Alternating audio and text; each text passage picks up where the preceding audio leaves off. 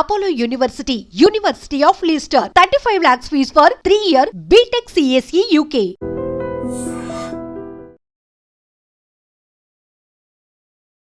నమస్కారం, welcome to I dream. ధర్మ మార్గం విత్ విజిత కార్యక్రమానికి స్వాగతం.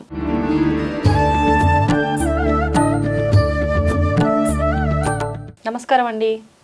శ్రీమాత్రే నమః.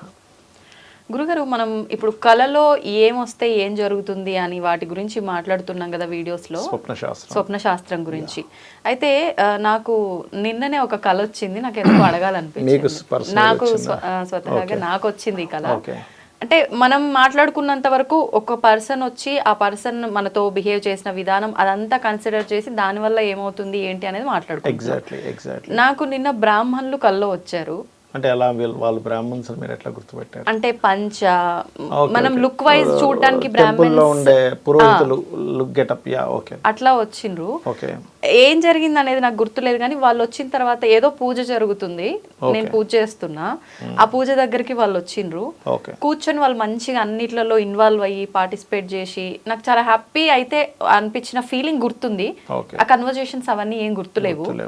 అది ఒక్కరే వచ్చారు, ఒక్కరే వచ్చారు. ఏమ్మా ఎలా ఉన్నారు, ఏం చేస్తున్నారు, బాగున్నారా, అట్లా ఎవరైతే రిలేటివ్స్ మన ఇంటికి వచ్చి చనువుగా అన్ని కలుపుకొని అట్లా చేస్తుంటారో ఆ వాతావరణం అయితే క్రియేట్ అయ్యింది అక్కడ. ఇంకేంటనేది ఇంకా నాకు మిగతా గుర్తులేవు. దాని వల్ల అంటే దీన్ని ఎలా తీసుకోవచ్చు, ఎందుకు ఇలా వచ్చిందంటారు? మీరు ఎప్పుడు నిన్న నైట్ వచ్చిందా? నిన్న నైట్ వచ్చింది. ఆ ముందు రోజు కానీ అంటే ఆ ముందు రోజు అంటే ఆ నిన్న పొద్దున్నే ఎవరైనా బ్రాహ్మణ్స్ని కలిసారా మీరు? కలవలేదు, కాకపోతే అనుకున్నా. నిన్న వరలక్ష్మి పూజ ఉండే ఇంట్లో, ఫ్రెండ్స్ తోటి అట్లా లాస్ట్ ఇయర్ బ్రాహ్మణులను పిలిచి పంతుల్ని పిలిచి చేయించుకున్నా, ఈసారి నేనే చేసుకుంటున్నా అన్నా. ఓకే, అంటే స్వప్న శాస్త్రంలో ఏంటంటే ఒకటి పాయింట్ నెంబర్ 1 బ్రాహ్మణ్స్ కల్లోకి వస్తే మంచిదే. అయితే అసలు బ్రాహ్మణ్స్ అని ఎవరిని అంటారు అనేది మనకు మహాభారతంలో ఒక నౌష చక్రవర్తికి సంబంధించిన ఒక వృత్తాంతంలో మహాభారతంలో చెప్తాడు ఎవరిని బ్రాహ్మణ్స్ అనాలనే దాన్ని. అంటే రెండవది ఏంటంటే అది ఒక క్యాస్ట్ కాదు యాక్చువల్గా. బ్రాహ్మణ్స్ అనేది మనం ఎంతసేపు క్యాస్ట్ రూపంలో చూస్తున్నాం, కానీ బ్రహ్మజ్ఞానం కలిగిన వాడు ఎవరైనా సరే బ్రాహ్మణులే, గుర్తుపెట్టుకోండి. ఇక రెండో పాయింట్ ఏంటంటే ఒకటి మీకు స్వప్నంలోకి పురోహితుడు రావడం, ఒక పూజ గురించి చేస్తున్నట్టుగా, అంటే మీరు వాళ్ళు కూర్చొని చేస్తున్నటువంటిది దేవతా సంబంధించిన కార్యక్రమం కాబట్టి 100% అది మంచి స్వప్నమే. అయితే మీ జాతకం నేను గతంలో చూశాను కాబట్టి మీకు 12th హౌస్లో గురువు కేతు ఉన్నాడు, ఎగ్జాల్టెడ్ మీది. ఉచ్చస్థితిలో గురుకేతువులు ఉన్నందుకు ఈ రోజుని కాదు, మీకు చాలాసార్లు వచ్చి ఉంటుంది గతంలో ఆ స్వప్నం.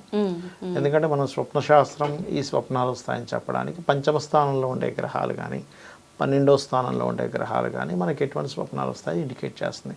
మీకు సర్పాలు కానీ బ్రాహ్మణ్స్ కానీ ఎక్కువ వస్తుంటాయి, ఎందుకంటే కేతువు కదండి 12లో ఉన్నది. కేతు సర్పానికి కారకుడు.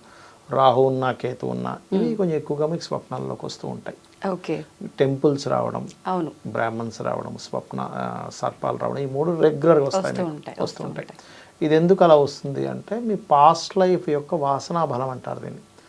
పాస్ట్ లైఫ్లో మీరు, ఎందుకంటే లగ్నం నుంచి 12లో ఉన్నాడు కదా, అంటే మీరు పాస్ట్ లైఫ్లో ఎక్కువ పూజలు చేయడం ఇవి చేశారు. మీకు కామన్గా కూడా గురుకేతులు కలిసి ఉన్నప్పుడు ఏంటంటే ఎవరికైనా ఎక్కువ స్పిరిచువల్గా ఎక్కువ ఉంటారండి. మీరు చిన్నప్పటి నుంచి కూడా చెప్పక్కర్లేదు ఎవరు కూడా, మీకు అదేదో పూనకం వచ్చినట్టే వెళ్ళిపోతారు అందులోకి, అవునా కదా?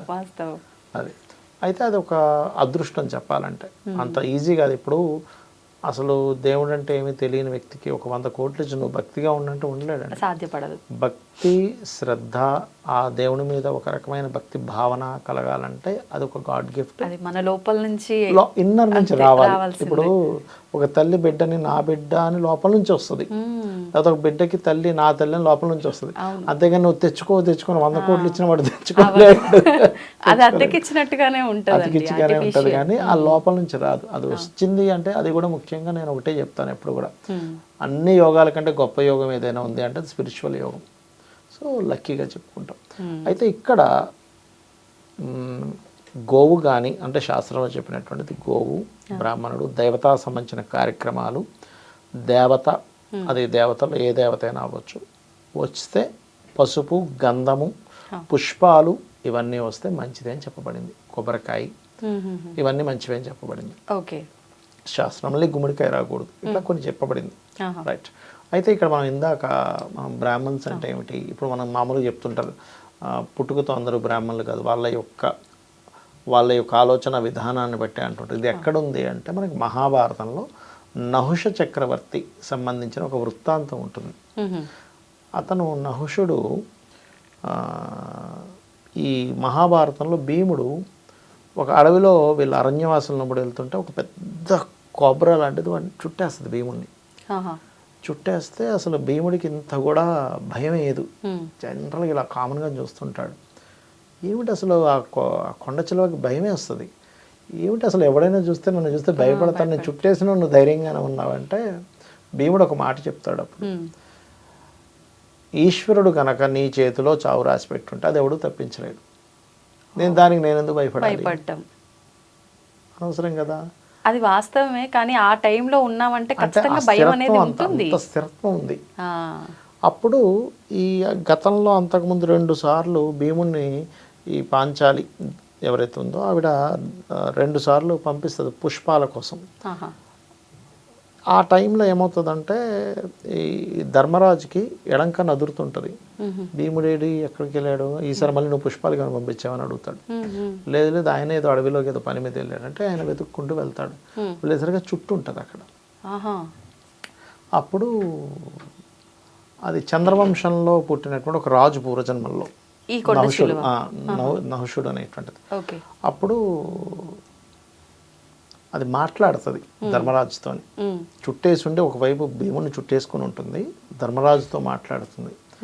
మాట్లాడినప్పుడు ఏమని మాట్లాడుతుంది అంటే, నేను మిమ్మల్ని చూస్తుంటే ఎందుకు నా గత జన్మ గురించి చెప్పుకోవాలనిపిస్తుంది అని నహుష చక్రవర్తి ఒకానొక సమయంలో ఇంద్రుడు కొంతమంది రాక్షసులను సంహరించినటువంటి దాని మూలంగా ఒక పాపం అనేటువంటిది, అంటే ఇప్పుడు ఒక ఇది ఉంటుంది చూసారా మనకి, మనం ఏదైనా ఒక పని చేసినప్పుడు దానికి మళ్ళీ కొంత పరిహారం చేసుకుంటాం.